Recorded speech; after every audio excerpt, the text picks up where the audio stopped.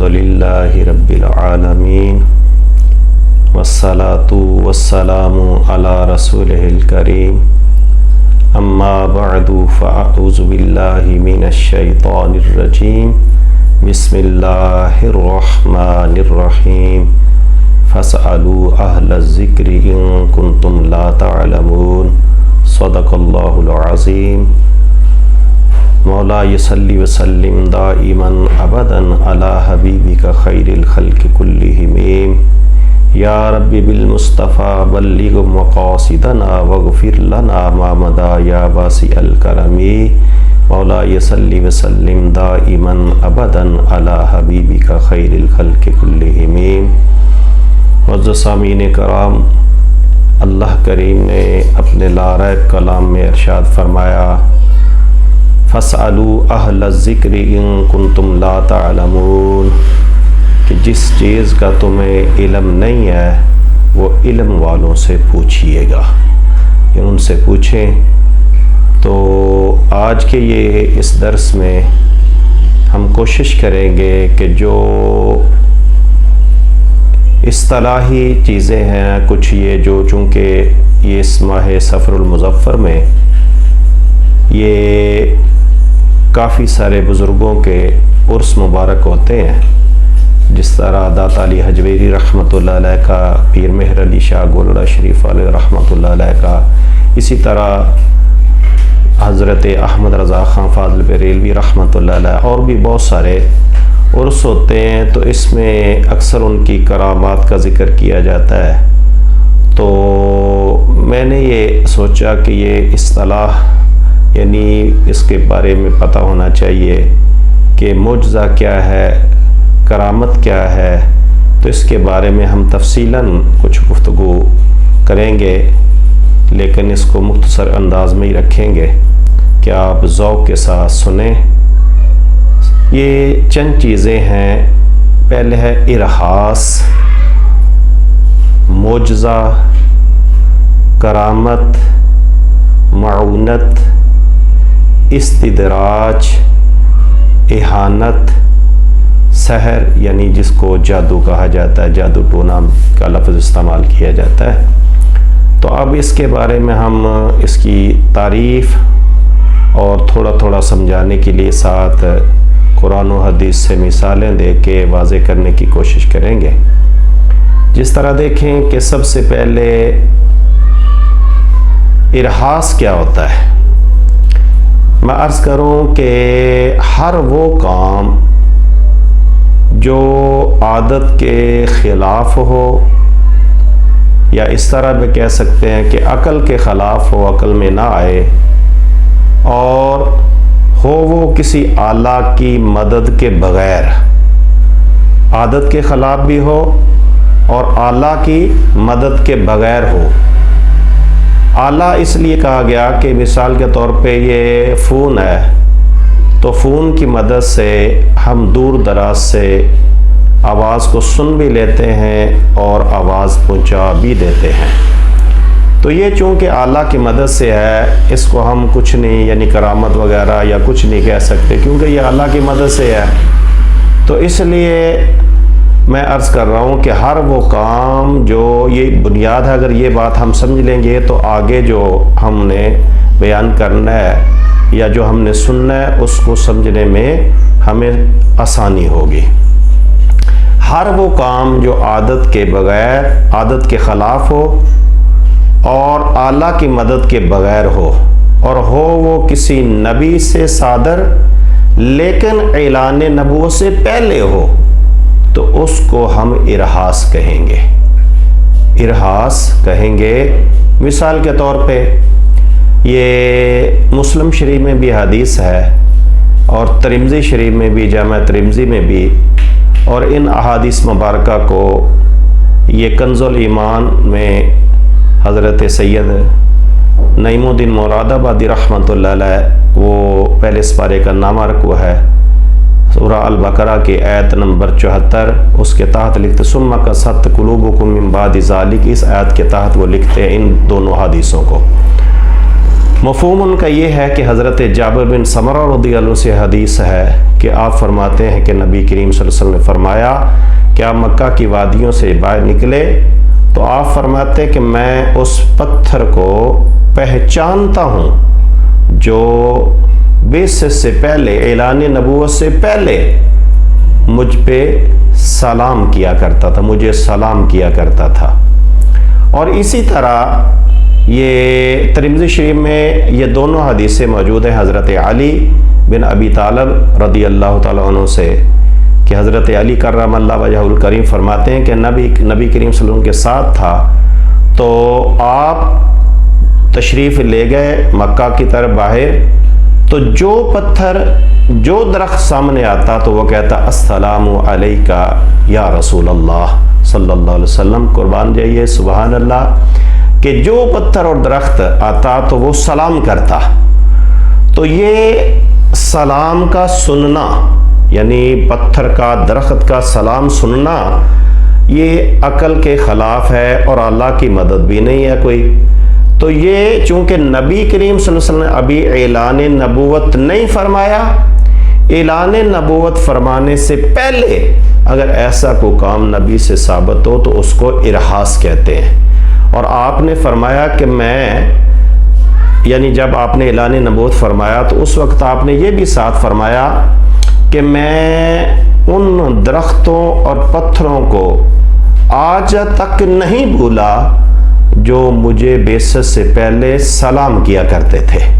تو ایمان والے، یہاں میں ایک جملہ محبت والوں کی نظر کرنا چاہوں گا کہ دیکھیے میرے اور آپ کے پیارے نبی کریم صلی اللہ علیہ وسلم کتنے شفیق، کتنے رحیم، کتنے پیارے محبت کرنے والے آقا ہیں کہ دیکھیں جو درخت اور پتھر آپ کو سلام کرتے ہیں تو آپ ان کو نہیں بھولتے۔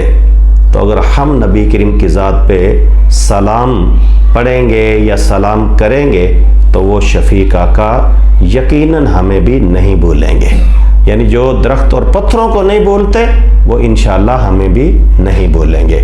تو ایسا کام جس کو عقل تسلیم نہ کرے، عادت کے خلاف ہو، اعلان نبوت سے پہلے نبی سے صادر ہو تو اس کو ارہاس کہتے ہیں، جس طرح میں نے مثالوں سے بھی واضح کر دیا۔ اور اسی طرح کا کام جو عقل کے خلاف ہو، عادت کے خلاف ہو، اللہ کی مدد کے بغیر ہو، کسی نبی سے صادر ہو اور اعلان نبوت کے بعد ہو، اس کو معجزہ کہا جاتا ہے۔ جس طرح نبی کریم صلی اللہ علیہ وسلم کا چاند کو 2 ٹکڑے کر دینا، ڈوبا ہوا سورج واپس لانا، درختوں کا آپ کے پاس چل کے آنا، یعنی یہ معجزات کا یہ تفصیل ہے آپ کے معجزات کی، تو یہ اس کو ہم معجزہ کہیں گے۔ اور یہاں یہ ضمناً میں عرض کرنا چاہوں گا کہ جو ہم بات پہ یہ کہہ دیتے ہیں کہ فلاں معجزانہ طور پہ ایسا ہو گیا، تو یہ نہیں کہنا چاہیے، چونکہ معجزہ ہوتا ہی نبی کا ہے اور وہ بھی اعلان نبوت کے بعد۔ تو کسی اور غیر نبی ہو، کوئی چاہے کتنا بھی معزز ترین شخصیت کیوں نہ ہو، تو اگر وہ نبی نہیں تو اس کا معجزہ نہیں ہو سکتا۔ آگے چلتے ہیں کرامت۔ تو کرامت اسی طرح ہر وہ کام جو عادت کے خلاف ہو، عقل کے خلاف ہو، اللہ کی مدد کے بغیر ہو، کسی اللہ کے ولی سے ثابت ہو تو اس کو کرامت کہا جاتا ہے۔ یہ بھی قرآن سے دیکھ لیتے ہیں کہ دیکھیں 19ویں سپارے میں سورہ نمل ہے، تو وہاں یہ بڑا مشہور واقعہ تو بہت لمبا ہے، صرف اشارہ کرتا ہوں کرامت کو ثابت کرنے کے لیے کہ حضرت سلیمان علیہ السلام آپ اپنے سامعین میں سے، امتیوں میں سے آپ فرماتے کوئی ہے کہ ملکہ بلقیس کا تخت لائے، تو وہ جو ہے ایک جن، یہ اس طرح سمجھ لے کہ آپ کو میں قرآن کا ترجمہ سنا رہا ہوں، کہ وہ جن کہنے لگا میں لے کے آتا ہوں، کب تک؟ دوپہر تک، ظہر تک۔ آپ فرمانے لگے کہ وہ ملکہ بلقیس تو پہنچنے والی ہے، اس سے پہلے چاہیے، تو کوئی اور ہے؟ تو ایک انسان کھڑا ہوا، قرآن فرماتا ہے جو انسان تھا اور کتاب کا علم رکھنے والا تھا، یعنی عالم تھا، وہ کھڑا ہوا، جس کا نام بھی تفسیروں میں آتا عاص بن برخیہ، جو آپ کے وزیر تھے۔ تو وہ کھڑے ہوئے اور عرض کیا، آپ نے فرمایا کہ کتنی دیر تک تو لائے گا؟ تو وہ جن ہے، وہ تو کہتا ہے میں اس کو، یعنی جن ہے، طاقت بھی اس کے پاس بڑی ہے، وہ کہتا ہے میں دوپہر تک لے کے آؤں گا۔ تو آپ کب تک لے کے آئیں گے؟ تو یہ قرآن کے الفاظ ہے، وہ کہنے لگے انا آتی کا بھی قبل ان یرتد الیک طرفک۔ یہ قرآن کے الفاظ ہیں کہ دیر کس چیز کی ہے؟ آپ آنکھ بند کریں، جب کھولیں گے تو تخت سامنے پڑا ہوگا۔ تو آپ نے آنکھ کو بند کیا، تخت دیکھا تو سامنے پڑا ہوا تھا۔ اب یہ اتنی دور سے ملک سبا سے، جو اب یمن جس کو کہا جاتا ہے، وہ وہاں سے شام میں آپ کا، یعنی آپ تشریف فرماتے حضرت صلی اللہ علیہ وسلم، یمن سے شام تک یہ تخت لانا آنکھ بند کرنے سے پہلے یہ نہ عقل تسلیم کرے گی، یعنی نہ عقل میں یہ آ سکتا ہے۔ تو ایسا کام اللہ کے ولی سے ہو تو وہ کرامت ہوتی ہے۔ اور یہاں ایک اور محبت والوں کی نظر جملہ عرض کرنا چاہوں گا کہ دیکھیں، یہ اللہ کا ولی ہے عاص بن برخیہ، یہ ان کی اتنی طاقت ہے تو اللہ کے نبی کی کتنی طاقت ہوگی۔ اور پھر بات سنیے گا، اور ایک محبت والا جملہ کہ یہ بنی اسرائیل کے ولی کی طاقت ہے، تو جو امت محمدیہ صلی اللہ علیہ وسلم کا ولی ہو، ان کی طاقت کا کیا کہنا۔ تو ٹھیک ہے نا جی، یہ ہو گئی کرامت۔ اگر عام کسی مومن سے کوئی ایسا کام جو عقل کے خلاف ہو، اللہ کی مدد کے بغیر ہو، تو جو ایماندار ہو، نیک ہو، فاسق نہ ہو، تو اس سے کوئی ایسا کام قدرتاً ظاہر ہو جائے تو اس سے معونت کہتے ہیں۔ آگے ہم چلتے ہیں، استدراج اور اہانت کی تعریف کرتے ہیں۔ استدراج کیا ہے؟ اس کا لفظی معنی آگ کے نزدیک کر دینا یا آگ میں ڈال دینا، یہ آگ میں جانے والا کام ہے۔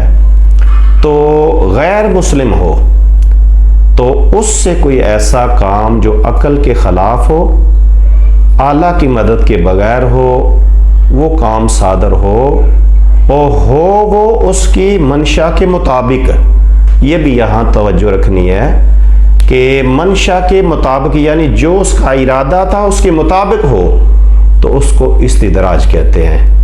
مثال کے طور پہ یہ حضرت علی حجویری داتا صاحب رحمۃ اللہ علیہ، آپ تشریف جب لاہور میں تشریف فرما ہوئے تو واقعہ لمبا ہے، آپ نے سنا ہوگا، پڑھا ہوگا۔ راجو جوگی جو تھا وہ آ گیا، آ کر کہنے لگا کہ اگر تیرے پاس کچھ ہے تو دکھا، اگر نہیں تو یہاں سے چلتا بن۔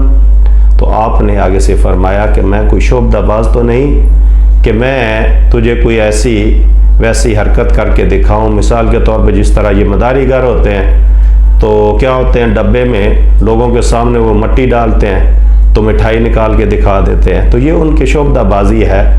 تو یہ آپ نے فرمایا کہ میں شعبدہ باز تو نہیں، ہاں اگر تیرے پاس کچھ ہے تو دکھا۔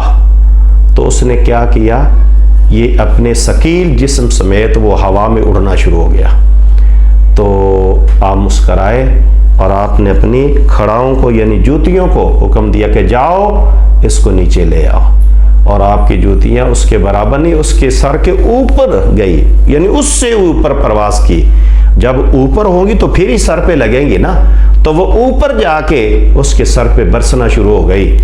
تو وہ مجبور ہو کے آپ کے قدموں میں آ کے گر گیا اور کلمہ پڑھ کے مسلمان ہو گیا، وہ بھی اور اس کے چیلے بھی۔ تو یہ حضرت داتا علی حجویری رحمۃ اللہ علیہ، آپ کی جوتیوں کا اتنا پرواز کرنا یہ آپ کی کرامت ہے، اور راجو جوگی کی اس کا یہ استدراج ہے، ہوا میں اڑنا یہ استدراج ہے، یہ اس کی منشا کے مطابق تھا۔ اور اگر غیر مسلم سے ایسا کام ثابت ہو جو اس کی منشا کے خلاف ہو تو اس کو اہانت کہتے ہیں۔ جس طرح مثال کے طور پہ مسلمہ کذاب، یہ جو کذاب تھا جس نے نبوت کا جھوٹا دعویٰ کیا تھا، تو یہ کئی دفعہ یہ ہم عام طور پہ یہ لفظ استعمال کرتے ہیں کہ وہ جھوٹا نبی ہے. تو یہاں میں تھوڑا سا عرض کروں گا کہ جو نبی ہو وہ جھوٹا نہیں ہوتا، اور جو جھوٹا ہو وہ نبی نہیں ہوتا ہے جی. تو وہ کذاب نے جب دعویٰ کیا نبوت کا، تو چونکہ معجزات نبی کریم صلی اللہ علیہ وسلم کے تو انہوں نے بھی سنے ہوں گے کہ نبی کریم صلی اللہ علیہ وسلم نے حضرت قتادہ رضی اللہ تعالی عنہ احد کے میدان میں، جنگ احد میں ان کی آنکھ نکل گئی، تو آ گئے نبی کریم صلی اللہ علیہ وسلم کی بارگاہ میں، آ کے کہنے لگے کہ یا رسول اللہ صلی اللہ علیہ وسلم آنکھ چاہیے. تو یہ یہاں بھی دیکھیے گا صحابہ کا عقیدہ. تو آپ نے آگے سے فرمایا، مفہوم یہ ہے کہ قتادہ آنکھ چاہیے یا جنت چاہیے. سبحان اللہ. تو مانگنے کا طریقہ ہو تو اور سوا مل جاتا ہے، زیادہ ملتا ہے. تو آگے سے عرض کیا یا رسول اللہ صلی اللہ علیہ وسلم میں نے آنکھ مانگی ہے. تو آپ نے آگے سے فرمایا نا آنکھ چاہیے یا جنت چاہیے. تو آپ نے عرض کیا کہ یا رسول اللہ صلی اللہ علیہ وسلم آنکھ میں نے کہی، جنت آپ نے فرمائی، تو آپ دونوں چیزیں ہی عطا فرما دیں. جنت کا آپ نے وعدہ کیا اور آنکھ کو پکڑا، آنکھ کی جگہ پہ رکھا، اپنا لعاب دہن لگایا. وہ لعاب دہن اگر کھارے کنویں میں گرے تو میٹھا ہو جائے، ٹوٹی پنڈلی پہ لگے تو صحیح ہو جائے.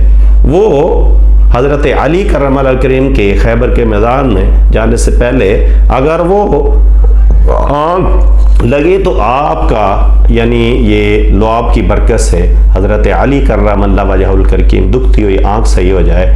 وہ لعاب دہن لگایا تو آپ کی آنکھ درست ہو گئی، اور اتنی درست ہوئی کہ آپ اللہ تعالیٰ کی قسم اٹھا کے کہتے ہیں کہ رب ذوالجلال کی ذات کی قسم کہ جس کے قبضہ قدرت میں میری جان ہے، جو نبی کریم صلی اللہ علیہ وسلم نے آنکھ درست فرمائی تھی، اس آنکھ میں سے مجھے دوسری آنکھ کے مقابلے میں زیادہ نظر آتا تھا. اس کے مقابلے میں مجھے اس آنکھ سے زیادہ نظر آتا تھا، اور یہ کبھی خراب بھی نہیں ہوئی تھی. تو یہ اس نے معجزہ سنا ہوا تھا. تو ایک اس کے پاس اس طرح کا مریض آیا، اس کی آنکھ دکھ رہی تھی، خراب تھی. تو مسیلمہ کذاب نے اپنا تھوک لگایا اس کی آنکھ میں دکھنے والی، تو وہ اس کی دوسری آنکھ بھی خراب ہو گئی. تو یہ اس کی منشا کے خلاف، وہ اس کی مرضی کے خلاف تھا. اگر مرضی کے مطابق ہو غیر مسلم سے تو اس کو ہم نے بتا دیا استدراج کہتے ہیں. اگر اس کی مرضی کے خلاف ہو تو اس کو اہانت کہا جاتا ہے. تو یہ اس کے اہانت تھے. اسی طرح اس کے بارے میں آتا ہے کذاب کے بارے میں کہ وہ یعنی ایک اس نے کنویں میں تھوک ڈالا تو وہ پہلے سے بھی کڑوا ہو گیا اس کا پانی. تو یہ بھی اہانت ہے. اور ساتویں قسم ہے یعنی جادو، سحر، جادو. اور یہ بھی ثابت ہے، قرآن مجید سے بھی ثابت ہے. دیکھیں نا پہلے سپارے میں وما انزل علی الملکین ببابل ہاروت و ماروت، یہ وہ دو فرشتے آئے. تو اس کے بعد ان کے بارے میں تفصیل پھر کبھی عرض کریں گے.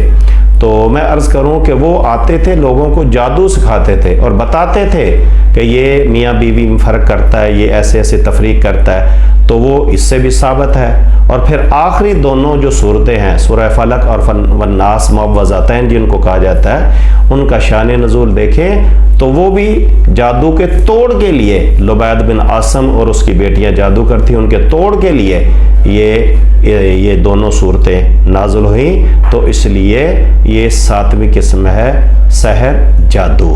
تو اب دوبارہ سے میں سارے نام رپیٹ کر رہا ہوں کہ اہانت نہیں، پہلے ہم ارہاس سے شروع کریں گے کیونکہ اعلان نبوت سے پہلے جو یہ عقل کے خلاف ہو اس سے شروع کر. پہلے ارہاس، پھر معجزہ، پھر کرامت، پھر معونت، پھر استدراج، پھر اہانت، اور پھر سحر، جادو. تو یہ اصطلاحی ہم نے باتیں کی، کیونکہ آگے کرامات کا ذکر ہوگا تو ہمیں پتہ ہو کہ کرامت کس کو کہتے ہیں۔ اگر کوئی کمی بیشی رہ گئی ہو تو اللہ تعالیٰ ہمیں معاف فرمائے، اللہ تعالیٰ ہم سب کے یعنی گناہ معاف فرمائے، اس دنیا میں رہتے ہوئے آخرت کی تیاری کی توفیق عطا فرمائے۔